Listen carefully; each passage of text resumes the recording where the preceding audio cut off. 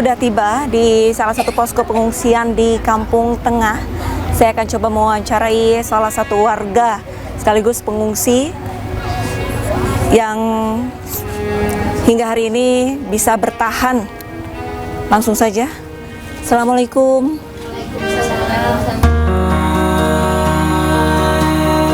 Tinggal di pengungsian sudah berapa hari, Bu? Semenjak kejadian Semenjak kejadian 12 hari. Rumahnya sama sudah hancur, luluh lantak, habis. Satu rumah Ibu tinggal berapa anggota keluarga? waktu kejadian kami di rumah ada berlima. 5 anggota keluarga. Selamat semua kah? Ibu yang kena, ibu yang meninggal. Pada saat kejadian Ibu Rini posisinya ada di mana? Di rumah.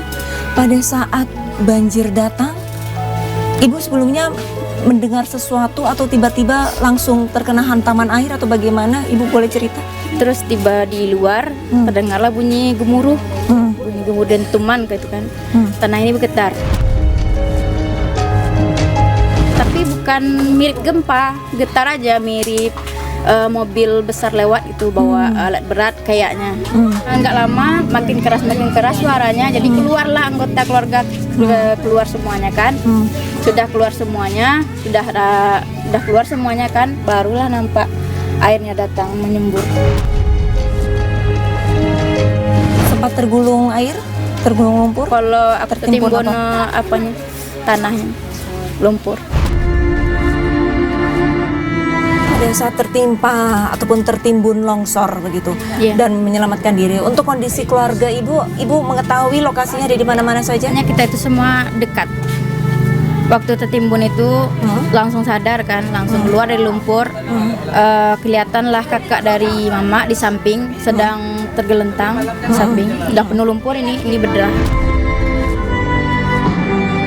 Pikiranku nggak itu, pikiran itu mama aja, panggil mama, nggak ada nyaut. Jadi pas manggil, terdengarlah suara adik di belakang tertimbun di di atap jadi rumah. Kepalanya aja yang tinggal.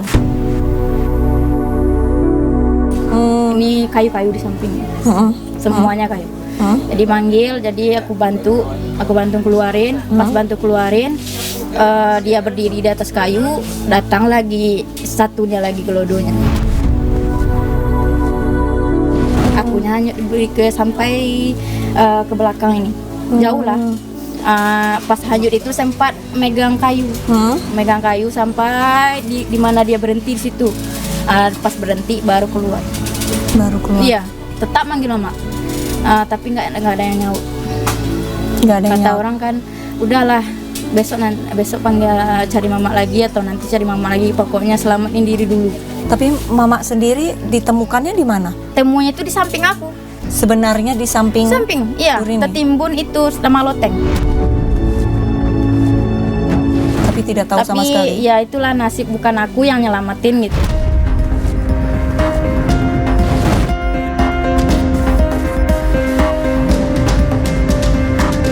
Pemirsa, tim iNews Files baru saja mendapatkan informasi bahwa di hari ke-12 masih saja ada desa yang terisolasi di Kecamatan Palembayan, Kabupaten Agam, Sumatera Barat. Dan saat ini teman-teman dari Brimob Polda Sumatera Barat langsung bergegas memasukkan bantuan dan juga alat untuk membuka jalur. Dan untuk perjalanan sendiri, kalau saya tidak salah informasi, membutuhkan waktu 2 hingga 3 jam ke lokasi. Saat ini kurang lebih pukul 5 sore, jadi kemungkinan estimasi kami tiba di kecamatan ataupun jorong yang terisolasi, namanya adalah Jorong Beringin. Ini sekitar pukul 7 atau pukul 8 malam. Tetap ikuti penelusuran tim iNews Files untuk menerobos membuka jalur daerah yang terisolasi.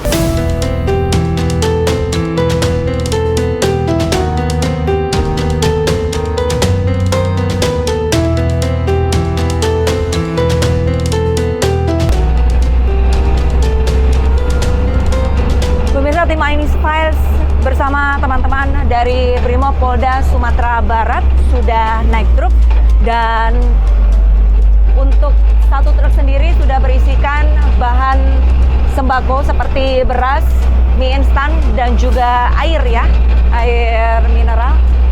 Untuk jarak tempuhnya kurang lebih 2 jam. Setelah itu kami harus berjalan kaki kurang lebih sekitar 1 kilometer. Namun kami mendapatkan informasi juga untuk medannya sendiri sangat curam.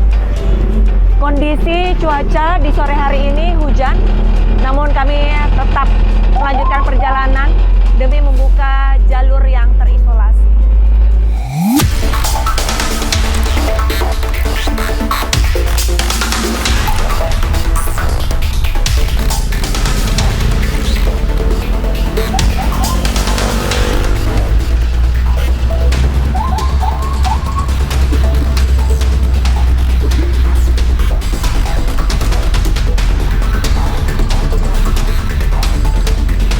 Pemirsa, tim iNews Files untuk saat ini sekarang pukul 9:10 waktu Indonesia Barat, di mana perjalanan ternyata tidak semudah itu menembus Jorong Beringin, dan saya harus melanjutkan perjalanan dari truk ke mobil bak untuk ke Jorong Beringin. Tetap ikuti penelusuran kami.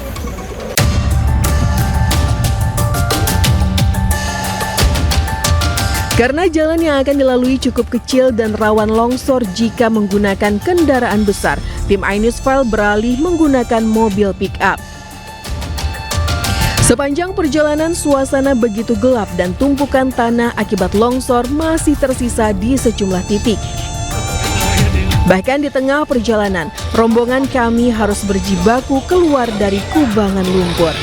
Lika-liku dari tim iNews bersama Brimopolda Sumatera Barat untuk menembus Jorong Beringin. Salah satunya adalah kendaraan yang terjebak oleh lumpur.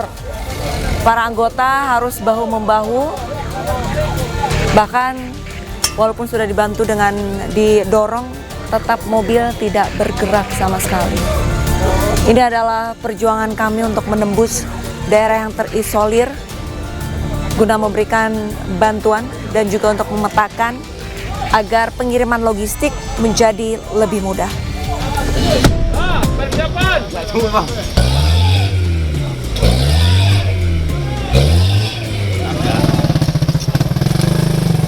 Oke, ya pemirsa, saya baru saja mendapatkan informasi ini adalah titik terakhir kendaraan bisa lewat, dan saya akan kembali melanjutkan dengan menggunakan motor untuk ke kantor Wali Nagari Beringin ya. Nagari Beringin. Malam terasa begitu panjang. Di atas motor trail ini kami berliku menghindari gundukan tanah untuk masuk lebih dalam ke wilayah Jorong Beringin.